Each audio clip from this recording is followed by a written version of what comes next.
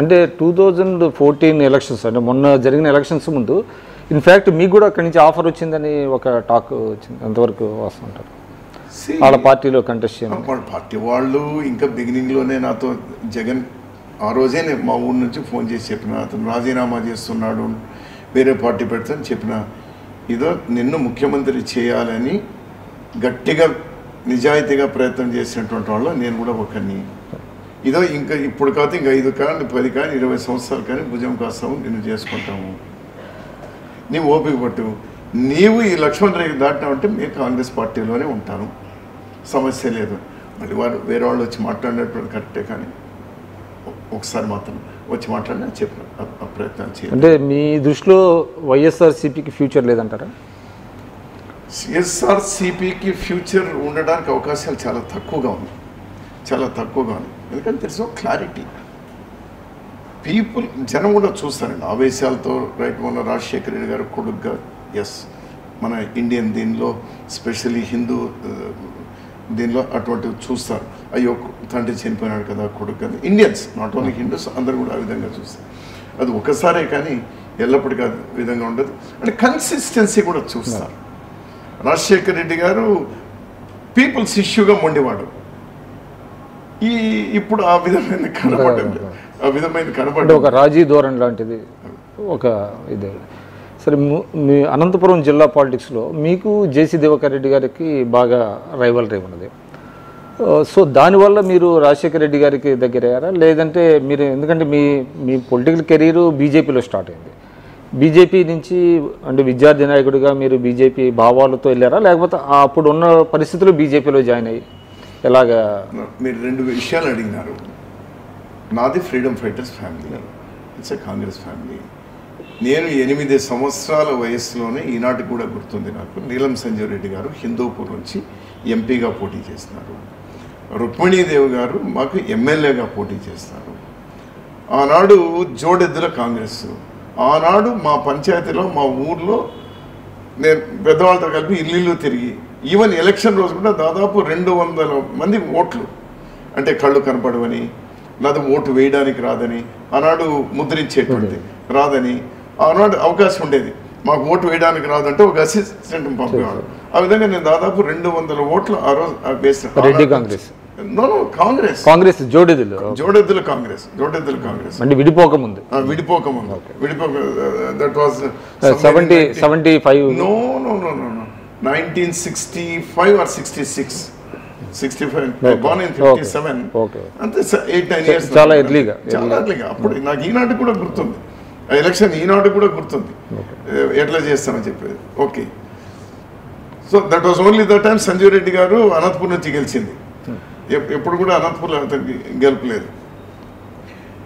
ఆ విధంగా వస్తూ నేను యూనివర్సిటీలో ఉన్నప్పుడు నేను స్టూడెంట్స్ యూనియన్ చైర్మన్గా ఎన్నికైనా, బీజేపీ ఏబీవీపీ ఇంకోటని బ్రాండ్ లేవు, యాజ్ ఆన్ మై ఓన్ అప్పుడు ఎలక్ట్ అయిన తర్వాత నాకు సూర్యప్రకాష్ రెడ్డి గారు అని ఏ గ్రేట్ మ్యాన్, ఈరోజు పాలిటిక్స్లో అటువంటి వాళ్ళే, డి సూర్యప్రకాష్ రెడ్డి గారు అని బీజేపీ ఎమ్మెల్సీ అతను. సో అతని దగ్గర నేను ఇప్పుడు జనసంఘ బీజేపీనే కదా బీజేపీ అంటే 75 తర్వాత, నేను చెప్తుంది 80 ఎమర్జెన్సీ తర్వాత జనతా పార్టీ స్ప్లిట్ అయిన తర్వాత మళ్ళీ 80లో నేను ఐ బికేమ్ ఇది యూనివర్సిటీలో చైర్మన్ అయినా, కృష్ణదేవరాయ యూనివర్సిటీలో. అప్పుడే నాకు అతను పరిచయం అయినారు, సూర్యప్రకాష్ రెడ్డి గారితో నాకు పరిచయం అయింది. ఎందుకంటే నాది నైట్ కాలేజ్, అందులో అప్పటికే నేను ఈవెన్ స్టూడెంట్గా ఉన్నప్పుడే మా ఊరు నుంచి నా కాన్స్టిట్యున్సీ ఎవరు వచ్చినా కూడా కలెక్టర్ దగ్గర పోవడం వల్ల సోషల్ వెల్ఫేర్ అప్పుడో ఒక 200-300 మందికి ఉద్యోగాలు ఇప్పించింది యాజ్ స్టూడెంట్ లీడర్. నాకు ఇతని దగ్గర పరిచయం అయింది.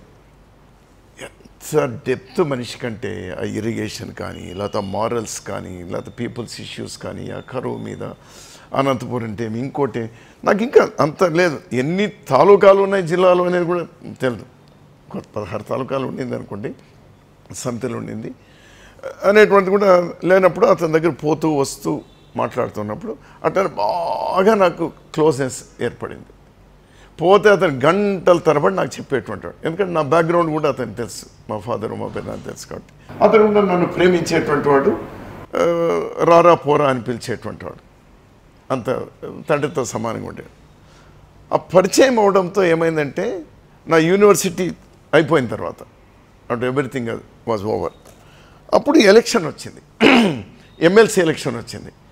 MLC election graduates constituency elections వస్తే ఆనాడు కాంగ్రెస్ అనేటువంటిది లేదు. ఎప్పుడు కూడా కాంగ్రెస్ పార్టీ గ్రాడ్యుయేట్ కాన్స్టిట్యున్సీస్ వీటిలో పార్టీ పరంగా పెట్టేది, ఓన్లీ లోకల్ బాడీస్లో పెట్టారు. ఆనాడు బీజేపీ తరఫున ఇతను కంటెస్ట్ చేస్తాను. ఆ రోజు రే కొంచెం నా సాయం చేసి పెట్టరా అన్నారు. ఆ రోజు నేను జిల్లా అంతా తిరిగిన, అలా ముద్రపడింది. జిల్లా అంతా తిరిగిన, మడక్సిలో కూడా ఇచ్చేసిన. మడక్సిలో కూడా చూసి నేను అతనికి గ్రాడ్యుయేట్స్ని ఎన్రోల్ చేయించడము బాగా యాక్టివ్ రోల్ తీసుకున్నాను. మంచి మెజార్టీతో కూడా నెగ్గినాడు.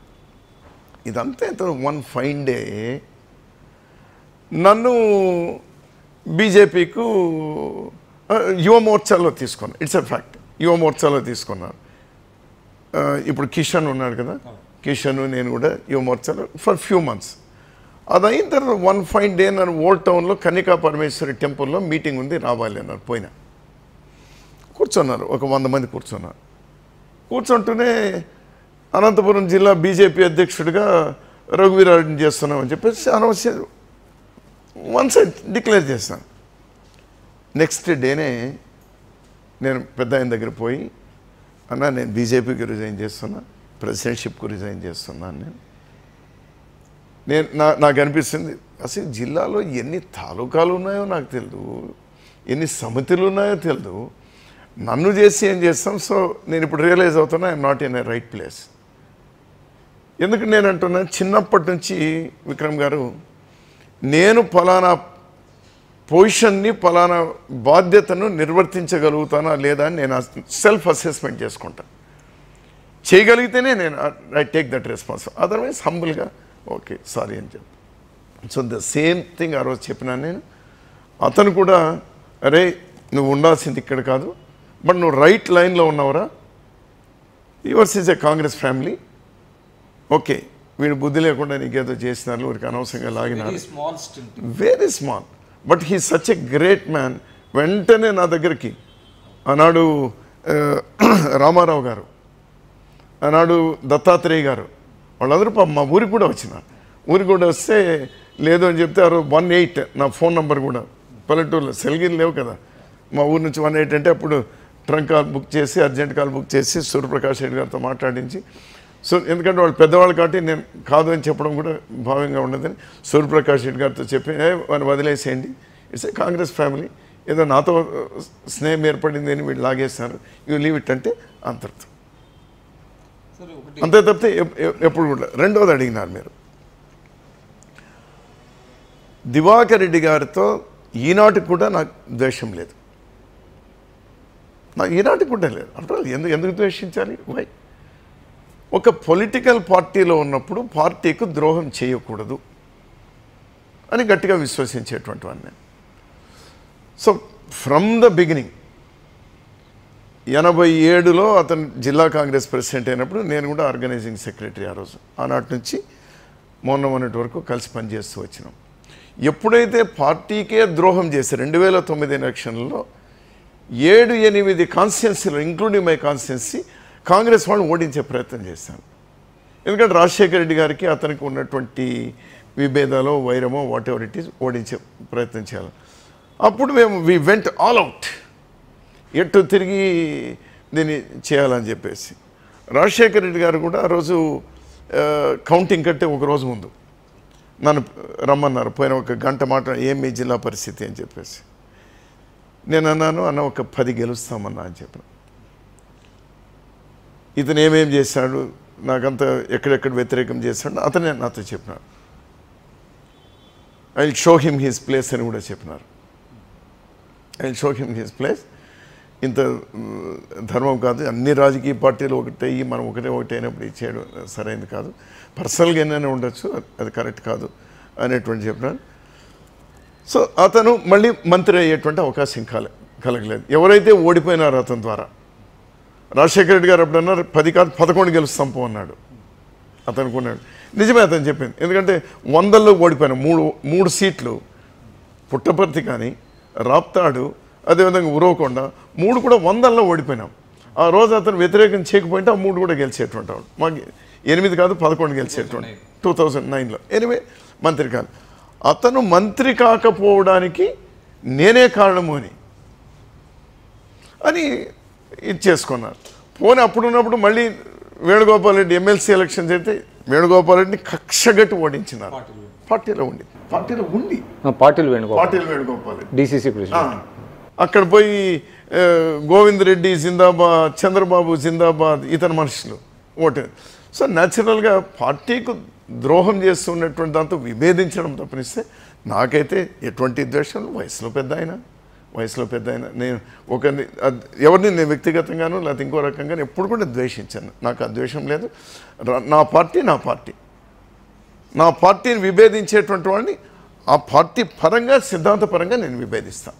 ఎన్టీ రామారావు గారు ఉన్నప్పుడు పెద్ద ఎత్తున రాజశేఖర రెడ్డి గారి నాయకత్వంలో, విజయభాస్కర్ రెడ్డి గారి నాయకత్వంలో మేము ఆ రోజు ఉద్యమాలు చేస్తే ఆ రోజు ప్రకటించినారు. హంద్రీనివాని, గాలేరు నగరిని, తెలుగు గంగా అని ఇవన్నీ ప్రకటించినారు. ప్రకటించడం తప్పితే ముందుకు సాగలే.